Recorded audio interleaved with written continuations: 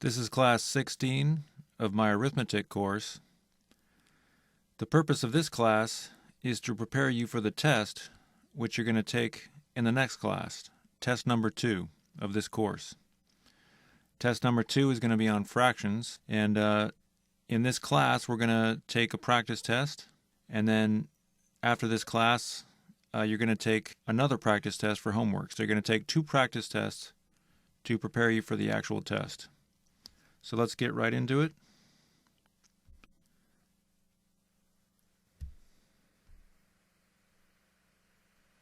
All right, so as you can see, you have all the instructions here.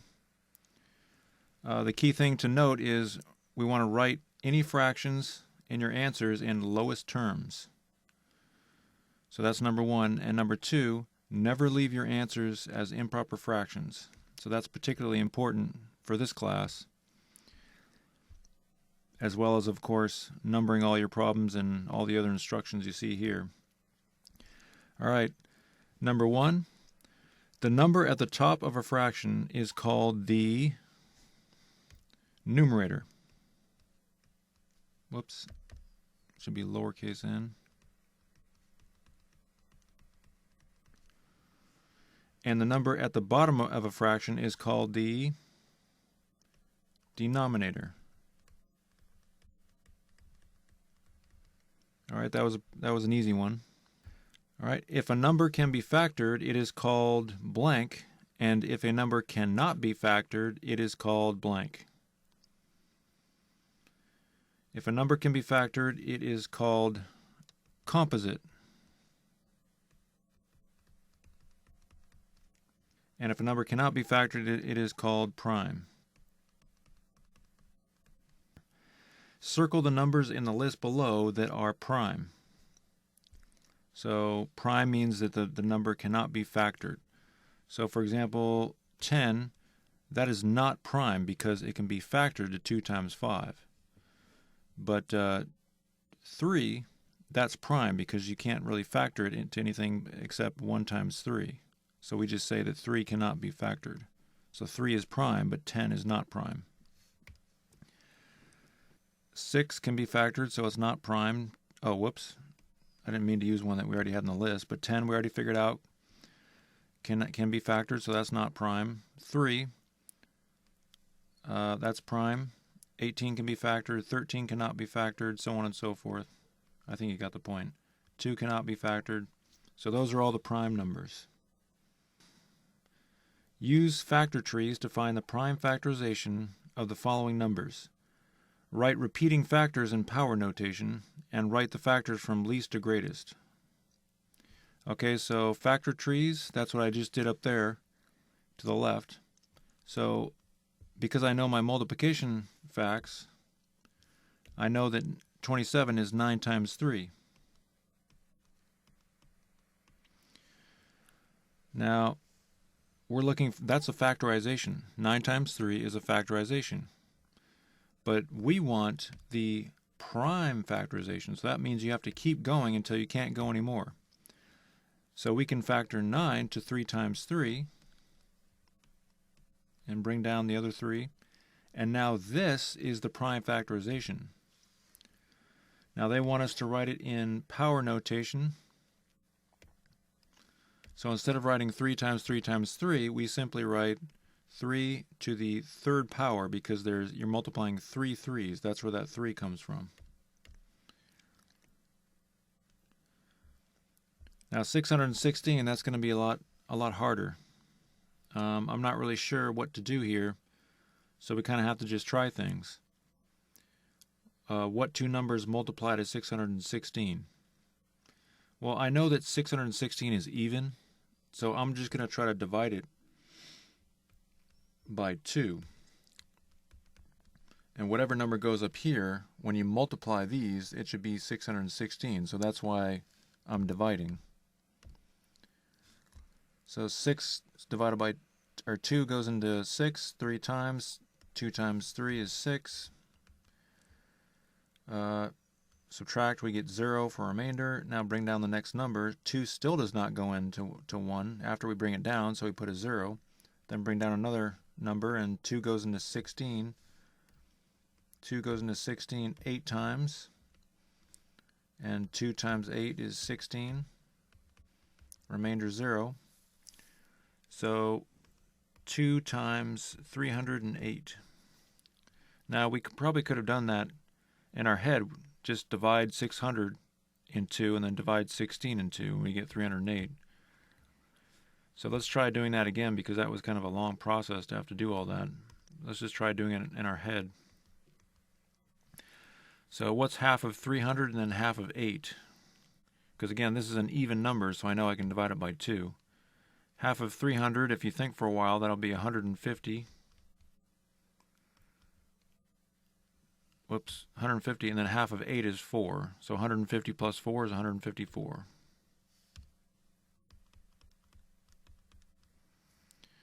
All right, and basically we just keep going here. If you want to go faster, you can try dividing. You can try dividing by 4, or maybe even try dividing by 8, and the process might be faster.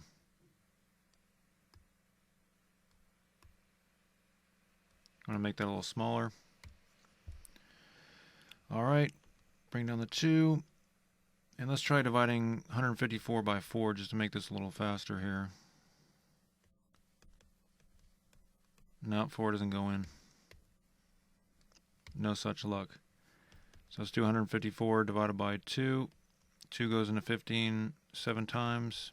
Remainder 1, bring down to 14. So 2 times 77 it looks like.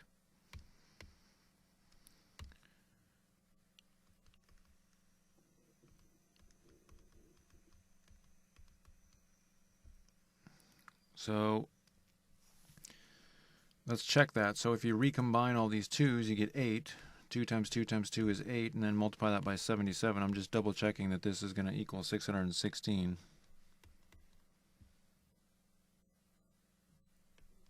Yeah, it looks like it works.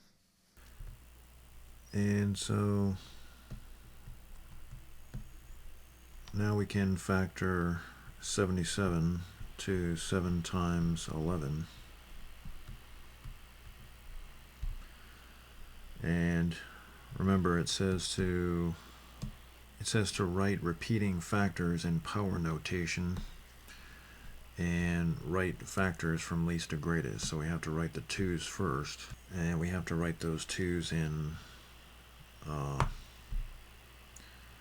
power notation.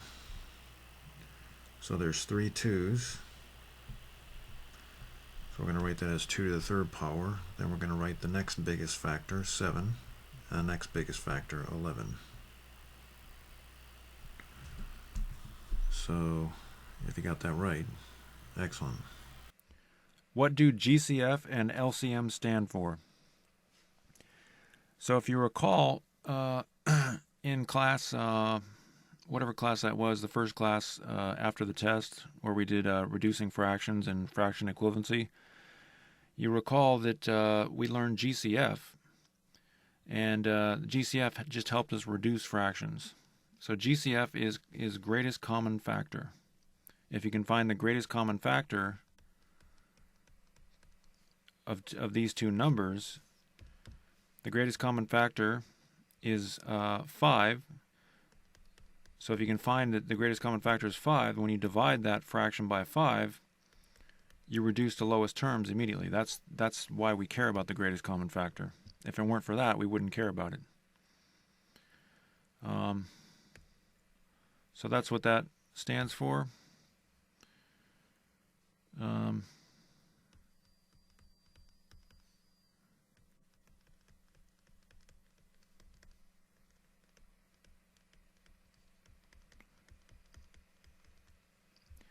And LCM, we use that to find a lowest common denominator when we're adding or subtracting fractions. The reason we care about the lowest common multiple, well, I just gave you the answer, lowest common multiple. The reason we care about lowest common multiple is because the lowest common denominator is the lowest common multiple. Lowest common denominator and lowest common multiple are the same thing. So if you find the lowest common multiple of two numbers, that helps us add or subtract fractions in with the smallest numbers, and the smaller the numbers are, the easier they are to work with. Now, if you don't remember what these mean or how to find them, don't worry about that now. We're going to go over that as we go through the test. Find the GCF of each of the following pairs of numbers. So here we go. We're going to practice finding the GCF. So we take 8, we take 20, and by the way, I never do this when I'm actually reducing fractions. Mostly you're just going to use your multiplication facts, but this is just something you're going to have to know. Why? Because you're going to see it possibly in other courses. Or you might take a test, again, that has something to do with this material to get into elementary school or middle school or high school. So I want you to know what GCF means, even though, we don't, mathematicians, scientists, people don't really use it in the real world. They mostly just use multiplication facts. So why is it taught in school? Well, in school, it is kind of useful for some applications, but in school it's just taught because that's, that is part of the curriculum. I don't know what to tell you. So 8 is 2 times 2 times 2. 20 is 4 times 5. And maybe we should do this by steps so I don't confuse you here. So 8 is 2 times 4, and 20 is 4 times 5. And then factor it even more, because 4 is 2 times 2. All right, so there's the prime factorization. So we found the prime factorization of these two numbers. And then we just circle the common factors. So we have 2's common, one pair of 2's, and we actually have another pair of 2's common. So you just combine those. You combine those numbers and you get 4. So 4 is the greatest common factor. So just to translate what that means in reality, and as far as the application, if you have a fraction 8 over 20 and you want to reduce it as quickly as possible, you divide both sides by 4, because 2 times 2 is 4. So divide both sides by 4 and you get 2 over 5. So that's why we care about the greatest common factor. But again, most people just use multiplication facts, so it doesn't really even matter. So greatest common factor is 2 times 2, which is 4. All right, why don't you try finding the greatest common factor for 63 and 81. Pause the video, and when you come back, we'll do it together. All right, we're back. 63 is equal to 7 times 9, which is equal to 7 times 3 times 3. And you know what? I should probably write that in least to greatest order. 7 times 9, 7 times 3 times 3. 81 is equal to 9 times 9, which is equal to 3 times 3. Wait. I guess that was stupid. Whatever. 3 times 3 times 3 times 3. So we have 2 3's on the top and 2 3's on the bottom that are common. All right. So you recombine those to get 9, and that's the greatest common factor. So again, if you had a fraction 63 over 81 and you wanted to reduce it as quickly as possible, you divide both sides by 9, the greatest common factor, and you would get 7 over 9. Now, if you divided both sides by a number that wasn't the greatest common factor, for example, if you divide both sides by 3, you would get 21 over 27, which is not wrong, but it's not reduced completely. That's the power of the greatest common factor, is you can reduce as quickly as possible. But most people, rather than finding the greatest common factor, they would just want to, reduce by steps anyway. So that's why I say that this isn't really that important in the general scheme of things. Greatest common factor is equal to 3 times 3 is equal to 9. All right.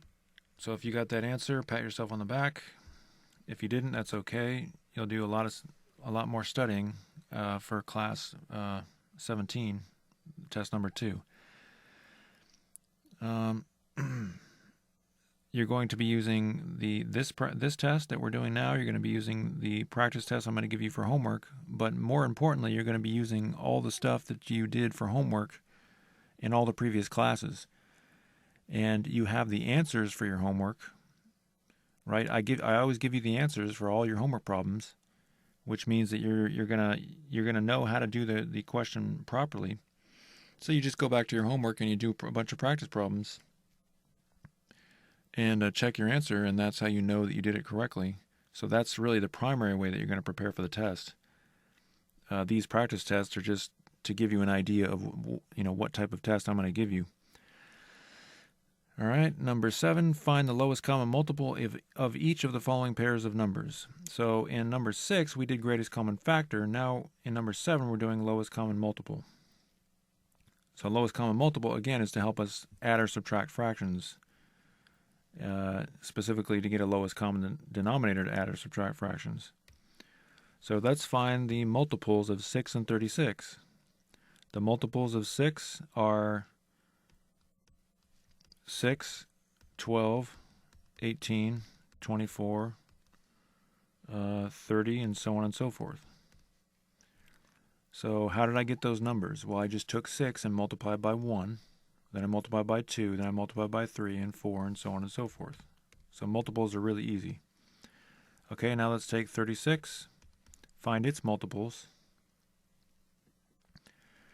This is not going to be as easy because this is hard to do. This is multiples of 36. I didn't mean to give you such a big number here. Times 36 by 2 and you get 72. Times 36 by 3 and you get 108, I believe, and so on and so forth. And what we're going to do is we're going to keep going here because we don't have a common multiple. We don't have any 6s here. Whoops. We don't have any, we have a 6 here, but we have no 6s here. So there's no common multiple there. We have a 12 here, but there's no 12s here. We have an 18 here, but there's no 18s here. So we have to keep finding more multiples for 6 over here. So the next multiple is going to be 36, and boom, there you go. That's the lowest common multiple. It's a common multiple because they both have that multiple, and it's the lowest common one because it's the first one. It's the lowest multiple that they both have. There are probably other multiples if you keep going, but the lowest common multiple is 36. So again, why is that important? Why do we care about that? We care about that because if you're adding two fractions, for example, 1/6 and 5/36, the lowest common multiple is going to be whatever the common denominator. So you're going to multiply both sides of this fraction by 6 to get 6/36. So the lowest common multiple, 36, tells us that that's going to be our denominator. Now again, we could find bigger denominators. We could multiply 36 by 4 and then multiply 6 by 24 and get a really huge number, and it would still work. We could still add the fractions if we have a common denominator, but the numbers would just be huge. We want the lowest common multiple because that makes things easier. Let me move this up, make some room here. All right, so the lowest common multiple is 36.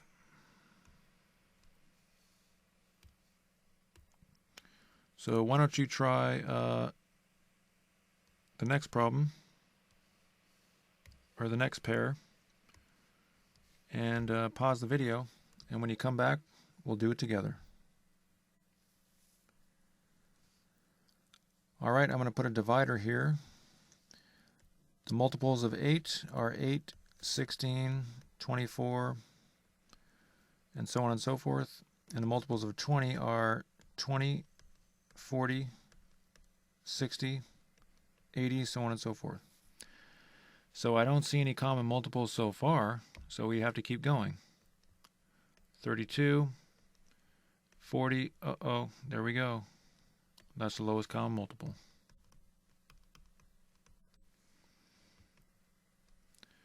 All right, 7 and 8. Multiples of 7, multiples of 8.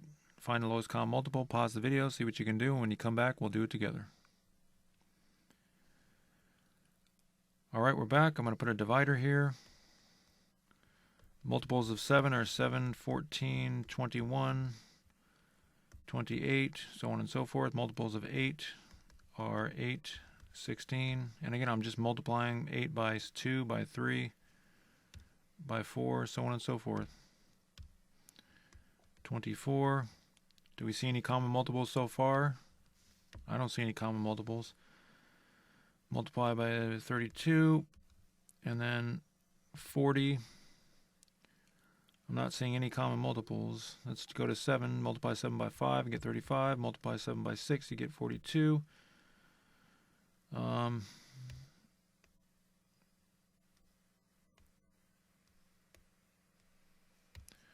Multiply 8 by 6, you get 48. Multiply by 7, you get 56. And it looks like the first multiple is going to be when you actually multiply 7 and 8 together. Remember, if your denominators and fractions are really close together, oftentimes you're just going to multiply the two denominators to get your lowest common denominator.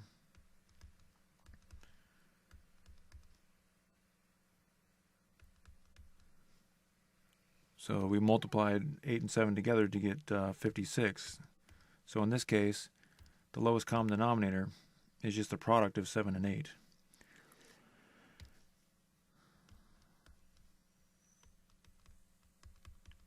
So if you got that one correct, pat yourself on the back. You're doing good. If you didn't get it right, then no problem. You're going to have plenty of practice when you study for the test. And I know you're going to study for the test, because if you don't study, you're going to fail it. And you've only got one chance to take that test, because it takes me like 6 hours to write a test, so I just don't have time to write a bunch of tests. And you've got 2 practice tests to practice for the test, so you're going to know how you're going to score. All right, perform the following operations. So we're adding fractions. We're adding normal fractions, and we're also adding a whole number, and we're adding a mixed number. So we're doing a lot all at once. Okay, so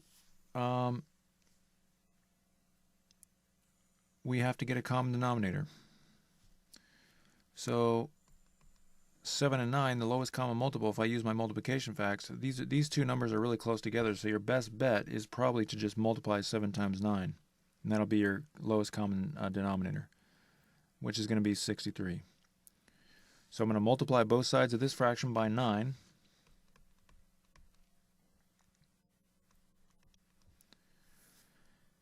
And you know, if a lot of this stuff is not seeming familiar to you, it probably means you didn't do the homework. If you didn't do the homework, you're in the wrong place. Go back and do the homework, or you're just not going to be able to continue in this class. A lot of students would say, "Well, I don't understand this stuff, so that means you're a bad teacher." Well, no, that 99% of the time that usually means that you just didn't do the homework. It has nothing to do with me being a bad teacher. All right, so multiply both sides of that fraction by 9. And we get 54 over 63. Multiply both sides of this fraction by 7, and you get 14 over 63. Now, why did I multiply both sides of this fraction by 7? Well, because I'm getting 63 in the denominator. We want a common denominator.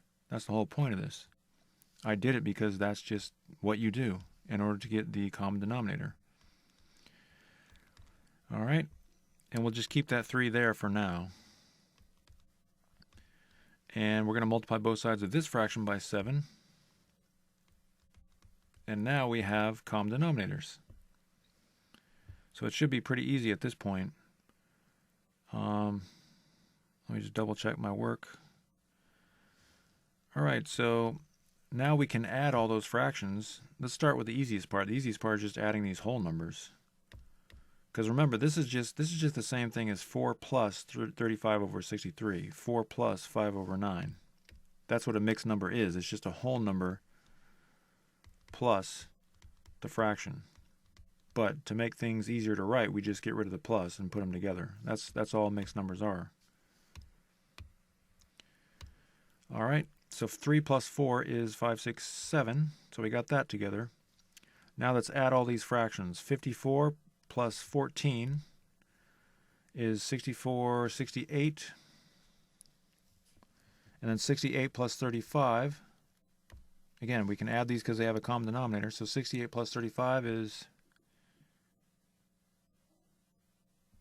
103.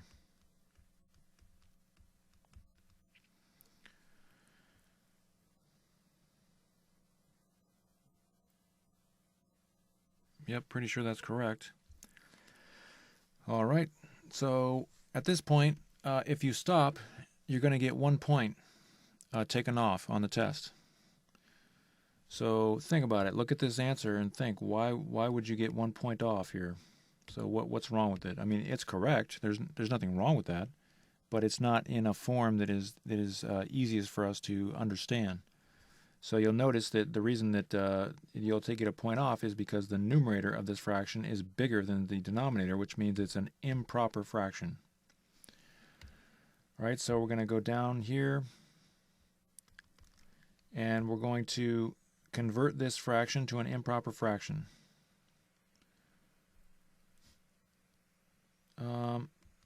So how many times? So this is how you convert an improper fraction to a mixed number. How many times does 63 go into 103? Well, I think it only goes one time. And then to find the remainder, you just do 103 minus 63, because 63 times 1 is 63. 103 minus 63 is 40, I believe, and that goes in the numerator of your fraction.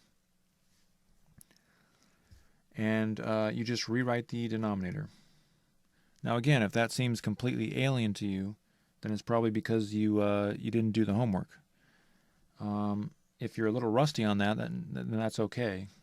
We're reviewing it now, and you're going to review it in your homework. So let me just double check the numbers on that. Pretty sure that's correct. All right. Now, is this reduced? Yes, I think it is. All right, so now we just, so again, this expression is this fraction. I just separated it with a plus sign because it's a little hard to understand unless we separate it. Again, it's assumed to be a plus sign here. We just don't write it because it's easier to just leave it off. So now 7 plus 1 is 8, and we have 8 and 40 over 63. So that's the final answer. All right, number 9. 5/8 divided by 3/4. So you got to remember the division algorithm for fractions. You keep the dividend, you change the division sign to multiplication, and you flip the divisor. All right, now the easiest way, we could just multiply, when you multiply fractions at this point, because now it's a multiplication problem. Again, when you're dividing fractions, it turns into a multiplication problem of fractions.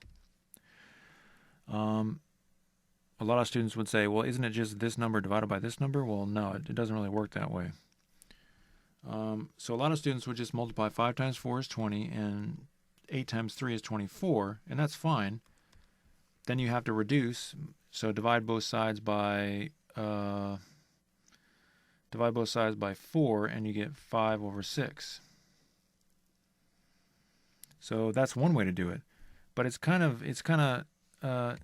it takes longer to do it that way because you're going forward to this direction and then you're going backwards to this direction. In a sense, you're doing a little bit more work than you have to. The easier way to do it is just to keep it in factored form. And 8 is 2 times 4. Cancel out the 4's and then recombine. You're left with 5 over 6. Now, that way, I don't know if that way was really faster, but what's better about that method is that it doesn't require your multiplication facts. Now, you have to know your multiplication facts, but we didn't really need to know them other than 8 is 2 times 4.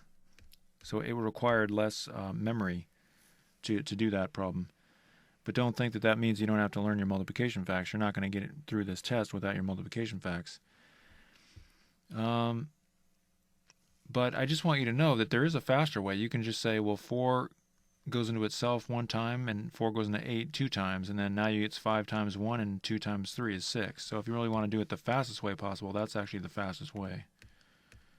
But the reason I don't show you the fastest way possible is because a lot of students get confused when you start crossing things out, and it's just more difficult to explain.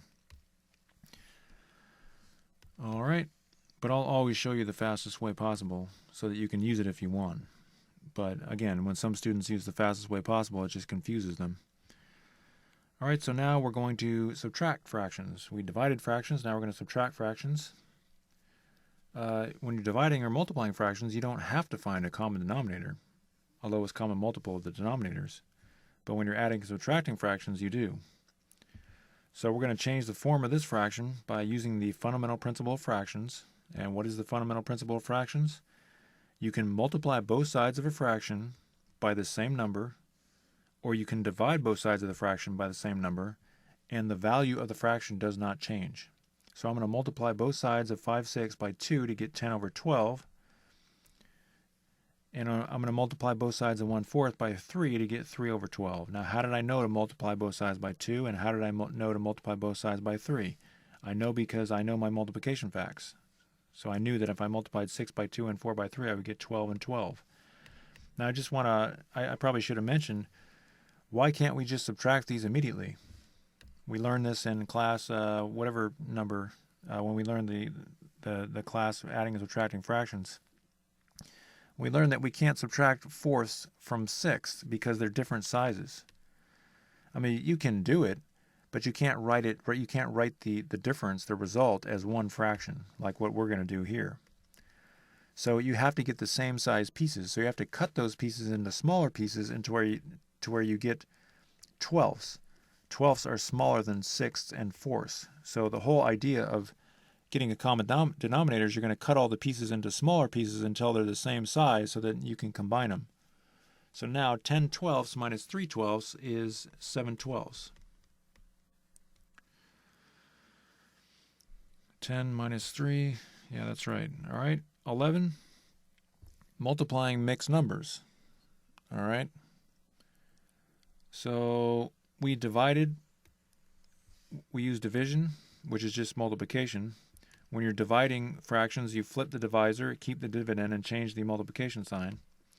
When you're multiplying fractions, you just multiply straight across, which is kind of what we did within the division problem. When you're subtracting or adding fractions, you have to get a common denominator. And now we're going on to mixed numbers. So when you're multiplying mixed numbers or dividing mixed numbers, you have to change the mixed numbers into improper fractions. We didn't have to do that when you're adding or subtracting mixed numbers, but when you're multiplying or dividing mixed numbers, you have to change them into improper fractions. So let's change this one to an improper fraction. 3 times 5 is 15, plus 1 is 16. Keep the denominator. We kept the denominator, but the numerator changed to 16. 4 times 8 is 32, plus 5 is 37, and keep the denominator. All right? So why are we changing these into improper fractions? Well, it's just easier to deal with improper fractions in calculations, that's why. Again, this is a sum of 5 plus 1/3 and 4 plus 5/8. If you multiply sums of numbers, the math becomes somewhat difficult, and you're not going to learn how to do that until you take the course after the next one, which is beginning algebra, also called Algebra 1. All right, so now we're multiplying fractions, so we have to multiply straight across. That's the algorithm for multiplying fractions. But if we multiply 16 times 37, that's just going to be a huge number, and I don't want to have to do that, and you probably don't want to have to do that, so we're just going to keep it in factored form. Remember, we were talking about factored form up here. Factored form didn't really do it a lot, but in this problem, factored form is really going to help us because we don't want to multiply 16 times 37. All right, so you multiply straight across and you get this expression, but now we're going to factor 16 to 2 times 8. And we can see the 8's cancel out. Then the denominator is just going to be 3. And 2 times 37 You can do that on the side if you want, or you can attempt to do it in your head. 2 times 30 is 60, 2 times 7 is 14, 60 plus 14 is 74. As you learn to multiply, and as you get more experience with this stuff, you'll learn to multiply a 1-digit number with a 2-digit number pretty quickly.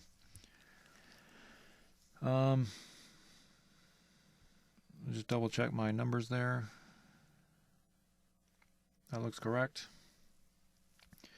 But if you leave your answer as 74 over 3, again, you're gonna get a point taken off, and that's because it's an improper fraction. So how do you change an improper fraction to a mixed number? You see how many times 3 goes into 74.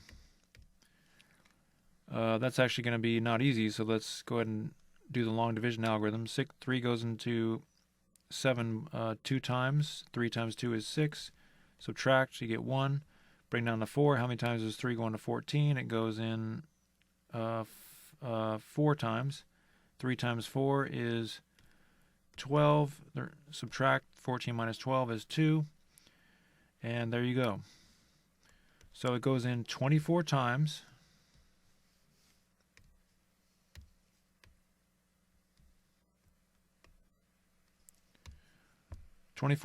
And the remainder is 2. Remember, the remainder always goes in the denominator, and we keep the denominator, which was the divisor. So 24 and 2/3. You can check to make sure that that's correct by multiplying these and then adding to 2, and you should get 74. And we do. So number 12. What is an improper fraction? What is a mixed number? So at this point, you should have a pretty good idea of what an improper fraction is, because we just did it. See if you can answer that one in your own words. Pause the video, and when you come back, we'll do it together. All right, we're back. An improper fraction, an example is 74 over 3. Why is it improper? Because the numerator is bigger than the denominator. So you can say, I'm not going to make you use complete sentences because it's just it would take a while. You probably should use complete sentences on your test, and I'll give you enough room to do that. But in this video, I want to go faster, so I'm not going to use complete sentences. So a fraction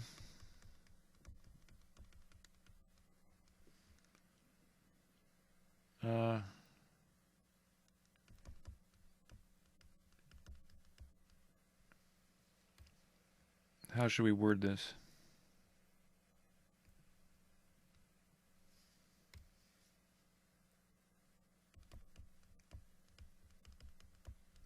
A fraction in which the denominator is smaller than the numerator. Or you can say the numerator is bigger than the denominator. I don't know if that's the best way to word it, but that's all you need for this class. This is not an English class. A mixed number.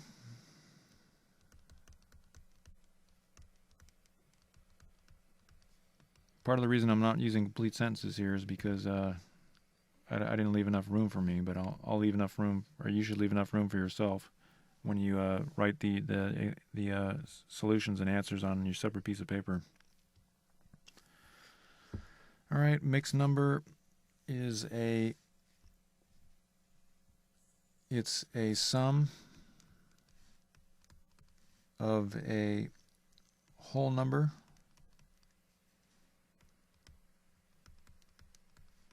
and a fraction. And I should maybe say written without a plus sign.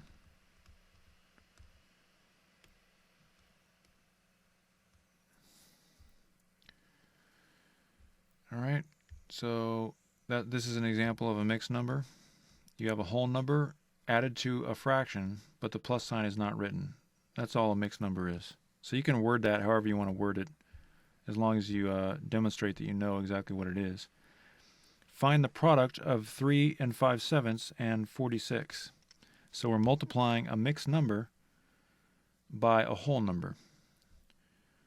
So we already multiplied two mixed numbers. The procedure for multiplying a mixed number and a whole number is pretty much going to be the same.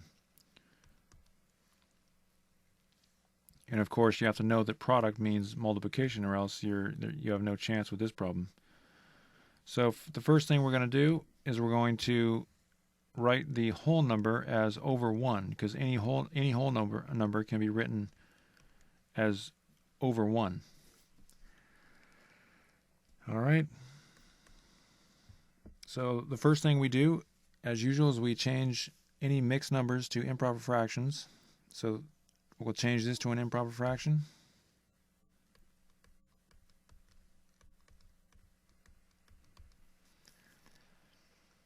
And then at that point, we just multiply straight across. And I'm noticing that this is not going to be easy. We don't have any common factors, so I think we're just going to have to multiply 26 times 46. So that happens sometimes, but don't worry, because you know how to multiply two-digit numbers, or at least you're familiar with the algorithm. 6 times 6 is 36. Put the number in the ones place and then carry the number in the tens place. 6 times 4 is 24. Then add the 3. Get 27. So we multiplied 6 times 6 and 6 times 4. There's no more numbers for 6 to be multiplied into, so we just write the whole number 27. We don't carry. So now we multiplied 6 by all these numbers. So now we're going to multiply 2 by all these numbers. But it's not 2. That's the key. It's not 2. It's 20. So we have to put a placeholder here. 2 times 6 is 12. Put the number in the ones place and carry the number in the tens place. So I'm going to erase that 3 so it doesn't get in the way. Then, so we did 2 times 6 is 12. And then 2 times 4 is 8. Plus 1 is 9. So 6 times 46 is 267, and 20 times 46 is 920. That's how that algorithm works. I'm sure you could figure out the reason for that algorithm if you really wanted to. So now we added 46 6 times, and then we added it 20 times, so we have to add all those 46s together. That's why it's plus. 6 plus 0 is 6, 7 plus 2 is 9, 9 plus 2 is 11. Count 3 places over to put your comma. And there you go. Let me just double check that work.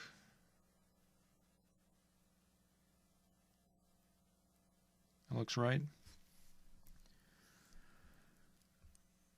So we have some huge numbers on this one. 1,196.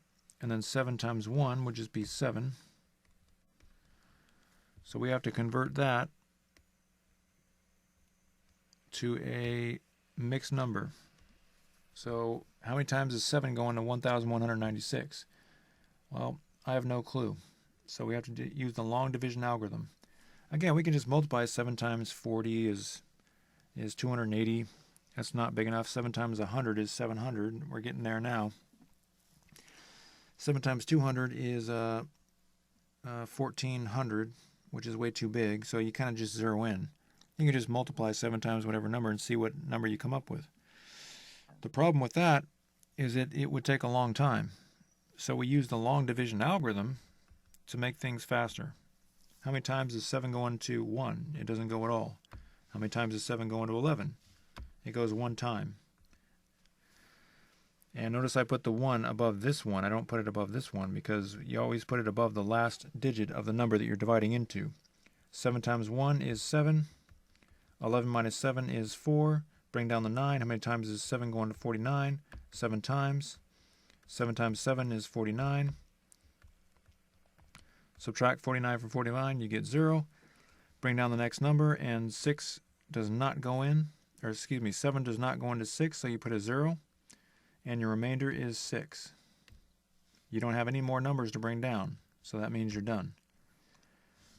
So 170, 7 goes in 170 times with a remainder of 6, and you just rewrite the denominator. So I'm gonna check my work there by converting it back to an improper fraction. 7 times 170 plus 6 should get us to this number. I'm going to do that in my head real quick.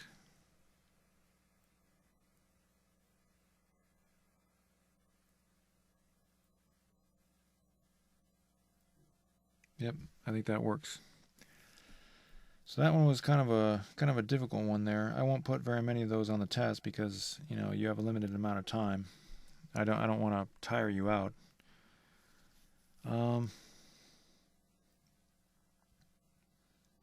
Let's see here. Find the sum of 4/7 and 6 2/35. So now we're doing 4/7 plus 6 2/35. So this is completely different from multiplication. Now we just have to find a common denominator. Multiply both sides of this fraction by 5, and you get 20 over 35. So there's your common denominator. No big deal. All right? So that's why the lowest common multiple of 35 and 7 is 35. That's why we care about lowest common multiple. But again, you know, mathematicians, people that actually use this stuff, they don't think about LCM or GCF.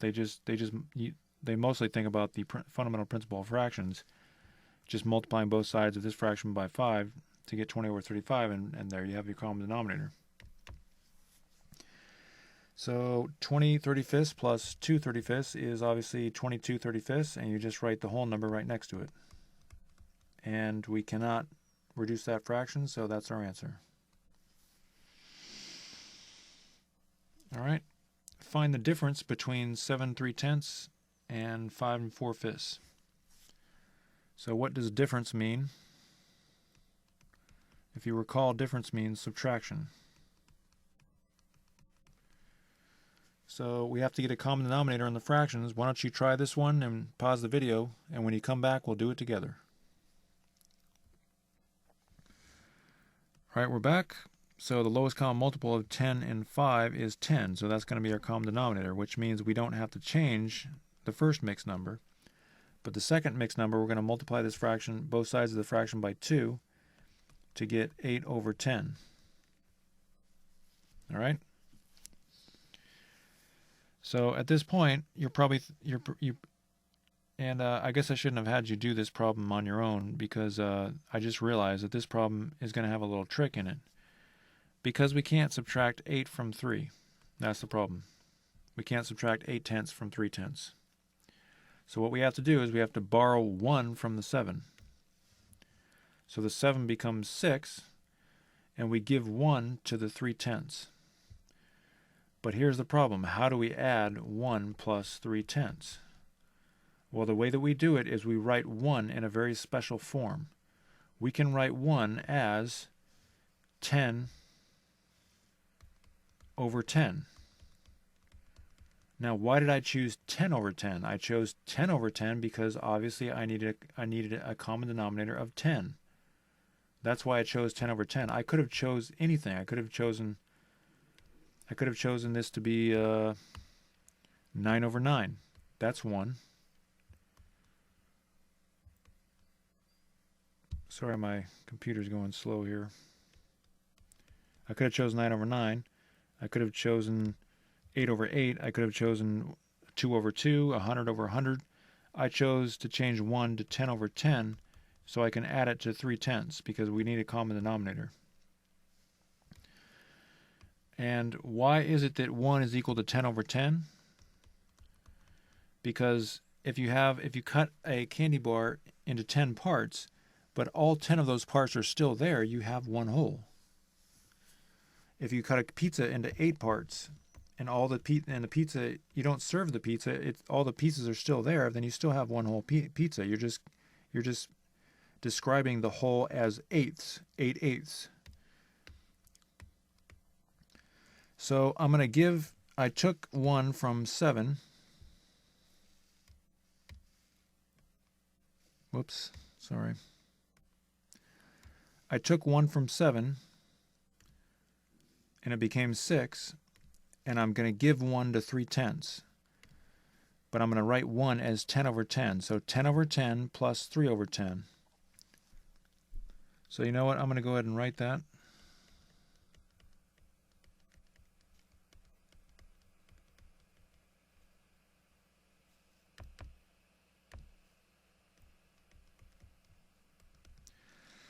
So I took away 1 from 7, and it became 6. And I'm taking that 1, and I'm giving it to 3/10. Again, you don't have to show all this stuff, but I'm just doing that just to help you review.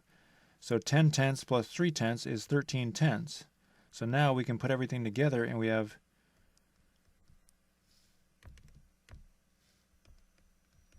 6 and 13/10 minus 5 and 8/10. You see, we couldn't subtract 8/10 from 3/10 because you get a negative number, but we can subtract 8/10 from 13/10, and that's the whole purpose of doing that. So first of all, 6 minus 5 is 1, and 13/10 minus 8/10 is 5/10.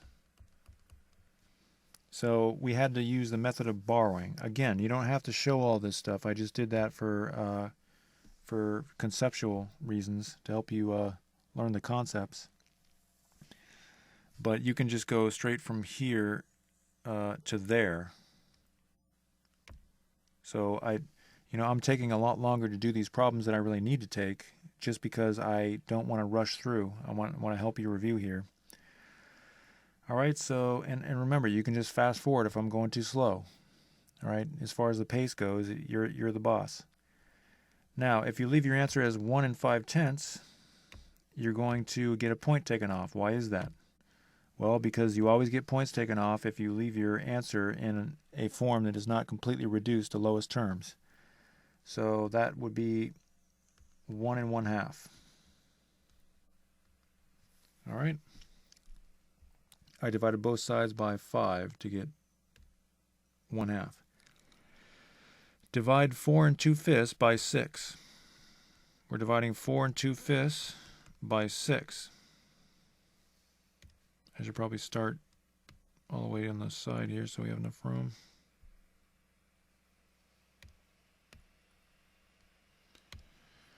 All right.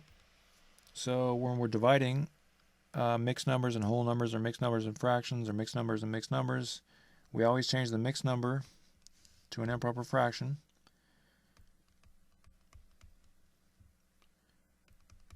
So that's the first step. And then we write the whole number as over 1. That's the second step. And by the way, you can do multiple steps at once. You don't have to show every single step. Then when we divide fractions, because now we have 2 fractions, even though this is technically an improper fraction, and well, they're both improper fractions, we then, for the division algorithm of fractions, we change the division sign to multiplication, and we flip the divisor. At that point, it becomes a multiplication problem. We're just multiplying 2 fractions. So then you just multiply straight across. So I could multiply straight across, I could get 22 over 30, or I could leave it in factored form if I want. So 22 over 5 times 6, and 22 is 2 times 11, and 6 is 2 times 3. The 2's cancel out, and you're left with 11 over 15. And there you go. All right, number 17.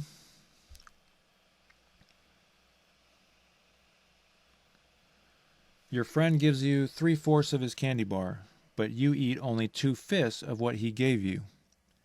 What fraction of the whole candy bar did you eat? All right, so you're finding a fraction of a fraction. So whenever you're finding a fraction of a fraction, you just multiply the fractions. So you can multiply 3/4 times 2/5, or you can multiply 2/5 times 3/4. So when it comes to this particular type of problem where you're finding a fraction of a fraction, you just have to memorize that it's multiplication of fractions.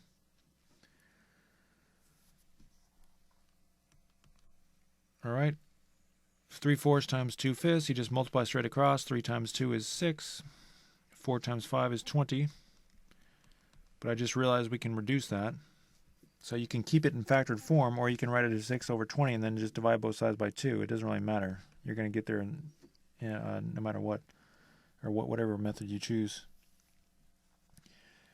So this is a word problem. So if I leave my answer like as 3/10, I'm going to get a point taken off.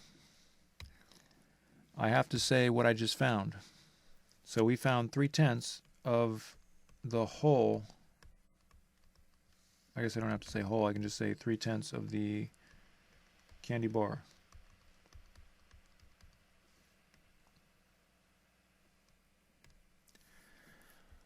So again, it's important to understand what exactly we just did. You have a candy bar. You're cutting it into 4 parts, and your friend gave you 3/4 of his candy bar, right? So then you only ate 2/5 of what he gave you. You only ate 2/5 of this part. So you break this part into 5 parts, and then find 2 out of those 5 parts, and the shaded in part, this shaded in part here, out of the entire candy bar is what our number represents. 3/10 of the entire candy bar is this part here. So you're finding a fraction of a fraction, and it's all in respect to the whole. The whole is king when it comes to these problems. The whole candy bar. We're wanting to know what fraction in respect to the whole candy bar. But again, most people don't understand those concepts when they do these problems. Most adults don't understand these concepts when they do these problems. Most scientists, engineers, and mathematicians don't think about the concepts when they're doing these problems. They just remember in this type of problem, when you're trying to find the fraction of a fraction, you just multiply the fractions. So, if you're really intimidated by the idea of all that geometry, well, join the club. Everybody else in the world is intimidated too. If you want to know how you actually do the problem, you just memorize, again, that we're finding a fraction of a fraction, which is multiplication. That's how 99.9999% of people do it. And I know that you probably don't believe me, but regardless of whether or not you believe me, that's the reality of the situation. And if you don't believe me, just go and ask somebody, why is it that when you're finding, go ask an engineer, when you're trying to find a fraction of a fraction, why do you use this algorithm? And chances are they're not going to be able to explain it to you very easily. All right, number 18. And so what that proves is that, again, people just use the algorithms. They forget why the algorithms even work. After loading a truck with building material, the truck weighed 3 1/9 tons. After the building material was removed, the truck weighed 3 1/18 tons. How much does the building material weigh? So the truck weighs 3 1/9 tons when it has the building material loaded onto it. Then you take the building material off, and then you weigh the truck, and it only weighs this amount. This amount. So how do you figure out how much the building material weighed? For example, you might want to weigh, for example, a textbook. Your textbook, if you're using a textbook for this class. So you get on the scale, and then you weigh yourself. Then you get on the scale and you hold your textbook. Then you take those two numbers, and what do you do with them? You guessed it, you subtract the numbers. So we take the truck with the material, and that example that I just gave, I reversed the order, so don't get confused.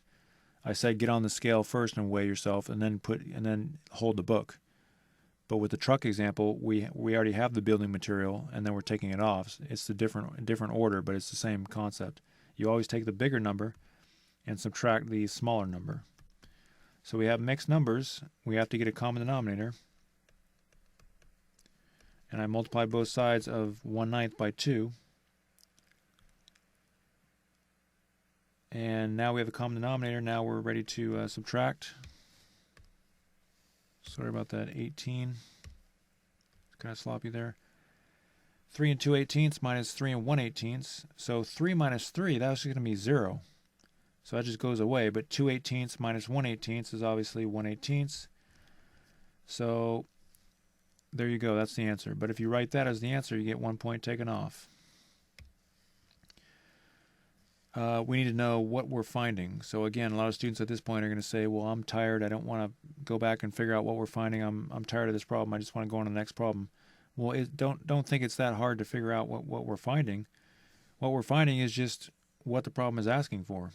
How much does the building material weigh? So it's tons. 1/8 of a ton.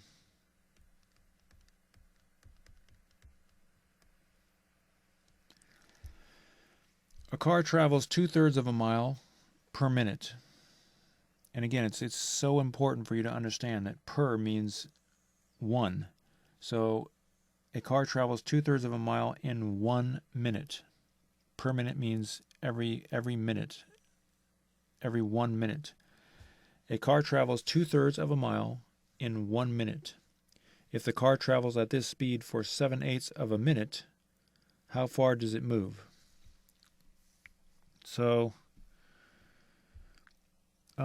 I mentioned some different ways to do this. You can use the factor label method where you use miles per hour, and you can try multiplying, or you can try dividing.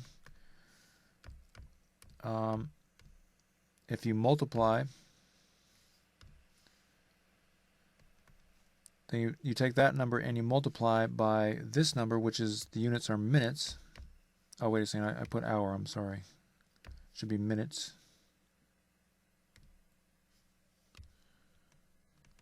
Multiply by minutes, because again, the unit for this number is minutes. And then just write over 1. And you can see that the minutes, when you put them together, you get miles times minutes over minutes. The minutes cancel out and you're left with miles. Is that what we're looking for? How far did it move? That is what we're looking for. Now, if you do it the wrong way and you divide, then you're going to end up with, the minutes are not going to cancel out. And that's how you know that multiplication is correct and division is wrong. Another way to do it, actually, that's kind of sloppy writing, but I'm going to go ahead and keep that for you if you want that. I'm going to put that over here.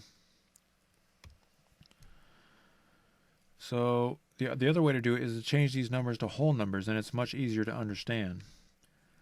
And just try a bunch of different whole numbers and see if you can find some numbers that actually help you understand the concept. So let's change 2/3 to 10. That's a nice easy number, right? 10/3 miles in 1 minute. Let's change this number to 30. I don't know if that's going to work, but let's just try 30. All right, so now let's reread the problem with these easier numbers and see if we can figure out what operation we're going to do. A car travels 10 miles per minute, and he's traveling for 30 minutes.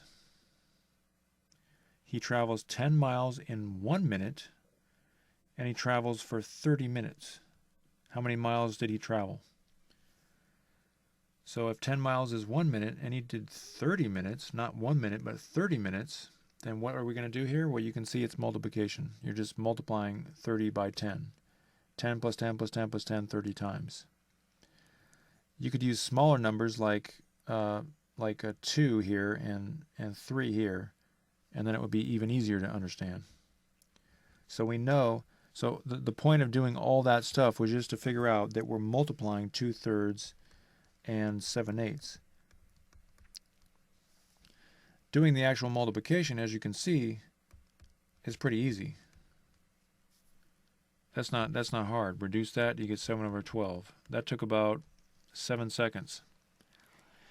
So this is not the hard part. The hard part is figuring out what operation are you actually doing. that's where you have to go into all this stuff. So we multiplied, and let me go ahead and move this over.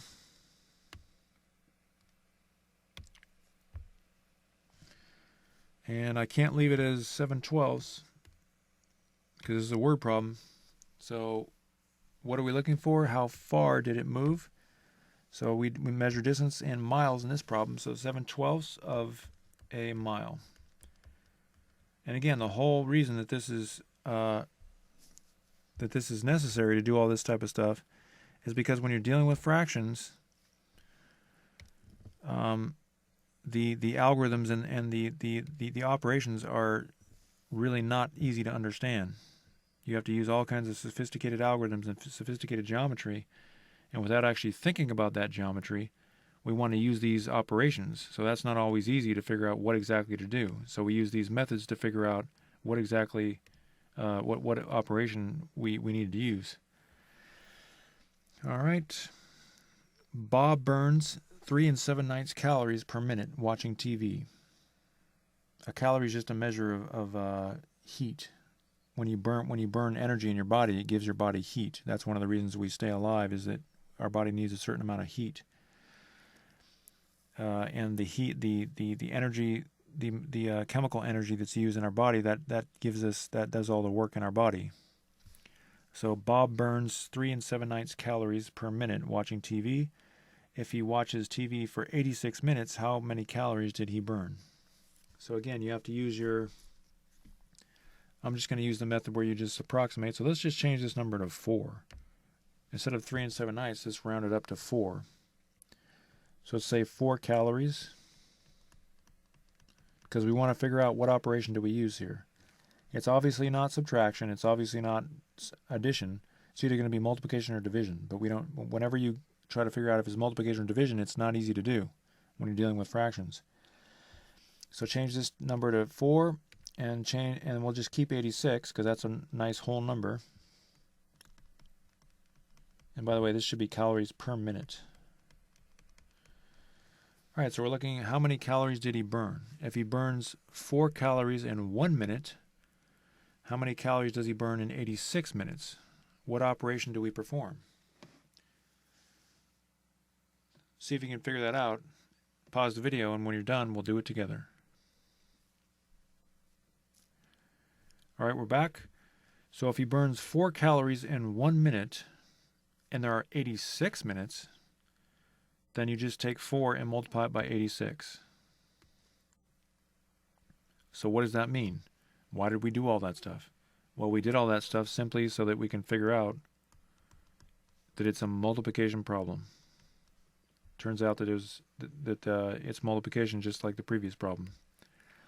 So 3 7/9 times 86. So we change the mixed number to an improper fraction.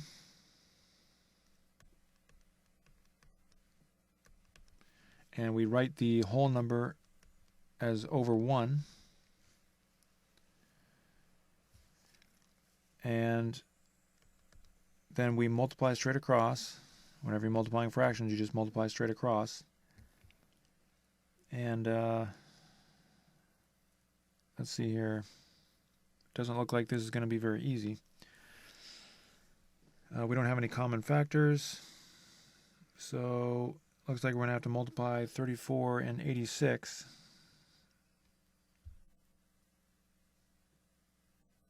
Yep. All right, so let's do it over here. 86 times 34.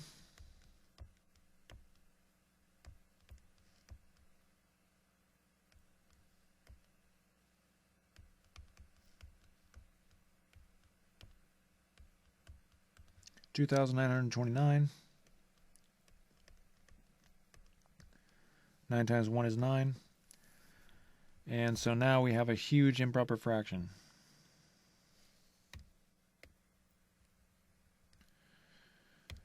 So we're going to have to figure out how many times, we're going to have to convert it to a mixed number. How many times is 9 going to 2,924?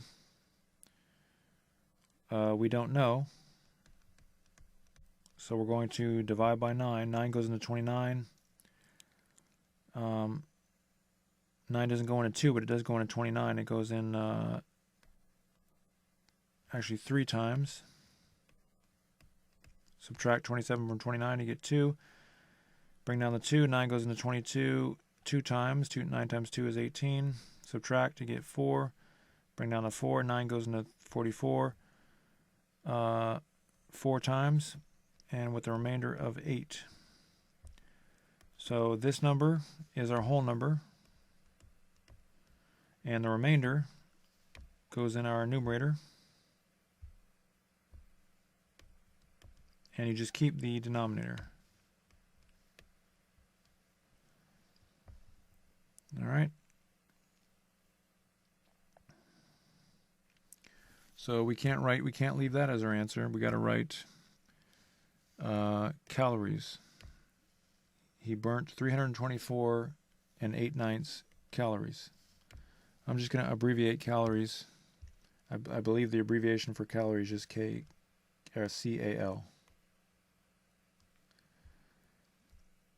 All right. All right, problem number 21. Find the perimeter of the shape below. I'm going to expect you to know how to find perimeter. I'm not going to tell you what the perimeter is on the test. You need to know perimeter and you need to know area.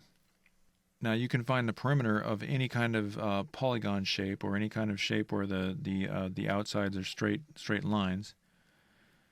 But for the area, you're only going to need to know the area of a rectangle. But anyway, what is perimeter? See if you can do this problem, and when you come back, we'll do it together. All right, we're back. To find the perimeter, you just add the lengths of all the sides. So I'm going to start with this side.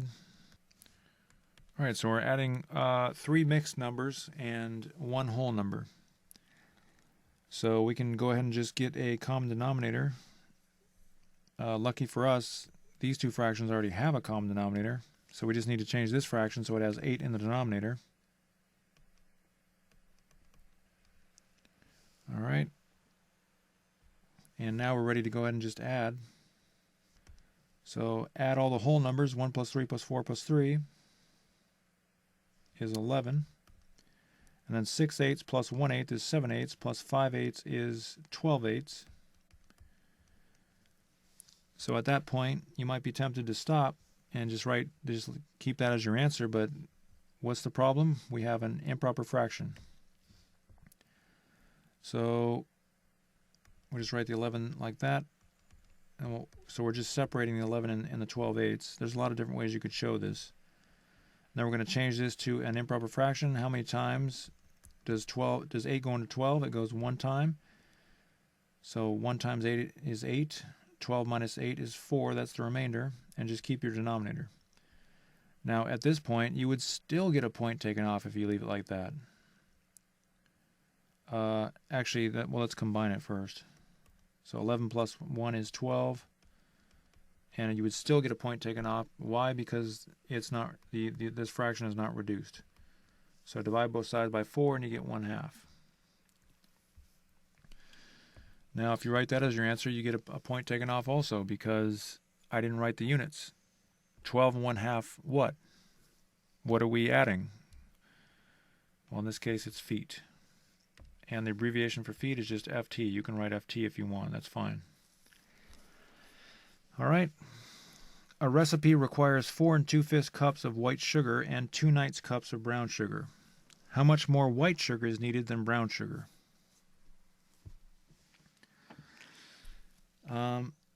So if you're asking how much more, then, well, why don't you go ahead and do this problem yourself, and when you come back, we'll do it together. All right, we're back.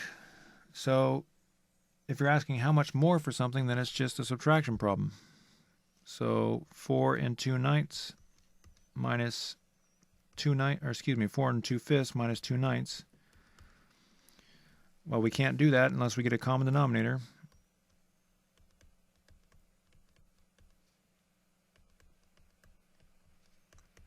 I multiply both sides of this by 9 and both sides of this by 5.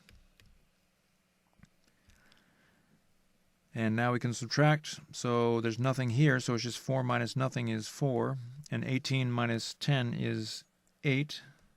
So 4 and 8/45. Now I'm tempted to rectangle that, but I know I can't do that. It's a word problem, so I got to say what we're finding.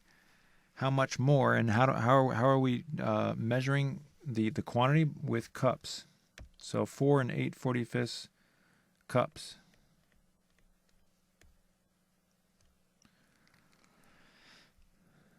There are 2 and 27/50 centimeters in 1 inch. If an insect is 1 1/10 centimeters long, how long is it in inches?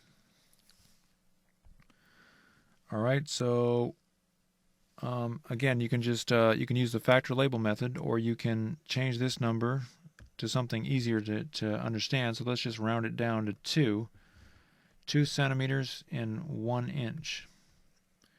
And let's change this number to just centimeters. Let's say 1 centimeters. That might work. So now let's reword the problem with these easier numbers so we can see what operation to use. We can obviously see it's not addition or subtraction, so it has to be either division or multiplication. So now there are 2 centimeters in 1 inch. If an insect is 1 centimeter long, how long is it in inches? All right, so that's actually going to be a fraction. If there are 2 centimeters in 1 inch, then how many inches would be 1 centimeter? Well, that would just be 1/2. So if you don't want to deal with the fraction, let's change this number to 4, or let's change it to 8. So there are 2 centimeters in 1 inch. We have not 2 centimeters, but we have 8 centimeters. So how many inches? So you probably figured this problem out in your head, but here's the key. What operation did you use? Did you multiply these two numbers to get 16? No, you didn't multiply the numbers to get 16. So what did you do? Well, you took 8 and you divided by 2 to get 4. So you take this number and divide by this number. That tells us what operation to use, division or multiplication.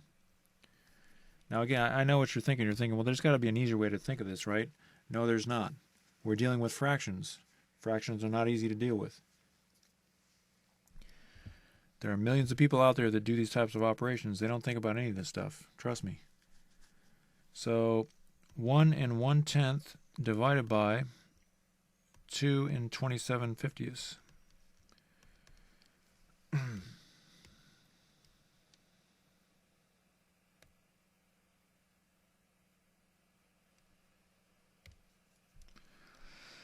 So when we divide mixed numbers, we have to change the mixed numbers into improper fractions.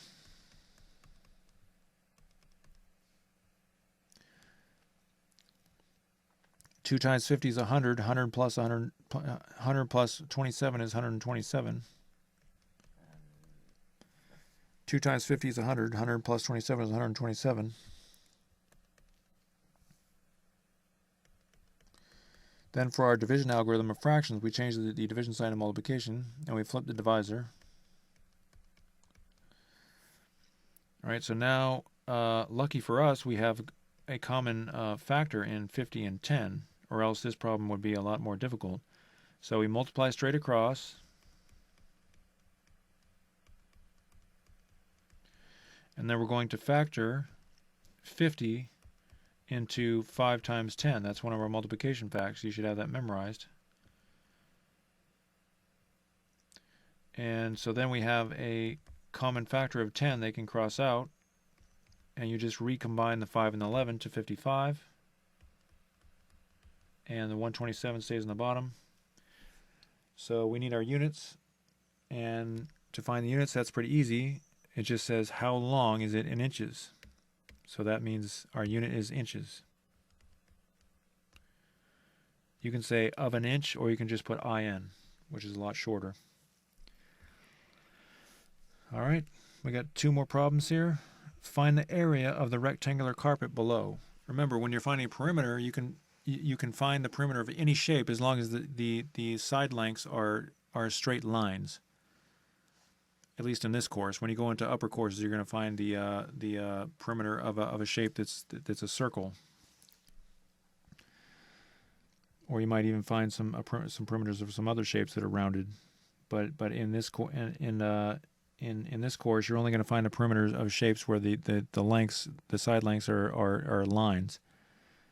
But when it comes to area, you can only find the area of a rectangle or a square in this course. That's the only problem that I'm gonna ask you. That's the only example. I'm not going to be asking you for area of a circle or area of a triangle. I think I had one problem where I asked you to find the area of a triangle, but I'm not going to do that on the test. I actually gave you the formula though for that example. So you have to know the concept of perimeter, and you have to know how to find the area of a rectangle. That's all I'm asking for this class or this course. So how do you find the area of a rectangle? Well, you've done this about 5 or 6 times already. So why don't you pause the video, and when you come back, we'll do it together. All right, we're back. So to find the area of a rectangle, you just take the width and the length, and you multiply them. And remember, we gave a geometric argument for that in whatever class that was. So 2/9 or 2/11 times 7/8. 7 times 2 is 14. 8 times 11 is 88. And I just realized we can reduce that. So divide both sides by 2, and you get 7/44. And this is meters squared. We're counting square meters because area is two-dimensional. It's in square meters.